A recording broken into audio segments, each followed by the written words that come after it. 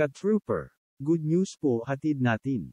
Confirm at may una ng beneficiary na milyonaryo ang True HN. Tama pong narinig nila. Isa pong Maharlika. Nagpatututuo nito. Salamat po sa Diyos, sa biyaya ipagkakaloob sa Maharlika. In behalf of admin kami po nagpapasalamat sa mga nagtiwala at nanatili sa pamunuan ng True HN. Effort po ito ng aming founder, president at sa buong organisasyon, especially kay His Highness Majesty Angel Ferdinand Marcos. Antabayanan ang susunod na kaganapan.